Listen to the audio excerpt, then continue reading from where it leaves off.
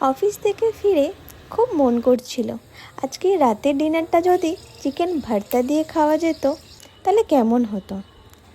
তারপর ভাবলাম চিকেন ভর্তা, তাহলে তো রেস্টুরেন্টে অর্ডার করতে হবে। ঠিক আছে, যাই হোক, তাহলে হাজব্যান্ড যখন বাড়ি ফিরবে তখন নয় বলে দেবো একটু যদি চিকেন ভর্তা কিনে আনে, আমি রুটি করে নেব, ব্যাস তাহলেই হবে। তারপরে ভাবলাম বেচারা অফিস থেকে ফিরে আবার অর্ডার করব, সে অর্ডার করে আবার আমার জন্য কিনে আনবে, আবার খাবো, খেতে খেতে তো অনেক রাতই হয়ে যাবে। তাহলে এমনটা করা যাক না, যে আমি একটু চেষ্টা করি কেমন হয় চিকেন ভর্তাটা, কারণ চিকেন তো অল্প ছিলই ফ্রিজের মধ্যে, চেষ্টা করে দেখি না কেমন হয়।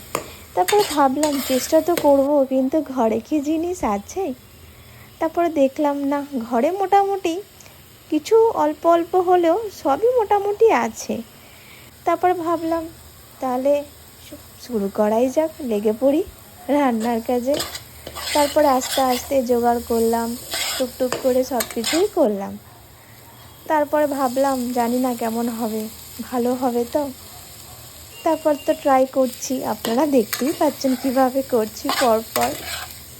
আগেও করেছিলাম একবার, হয়েছিল মোটামুটি, খেতে পেরেছিলাম।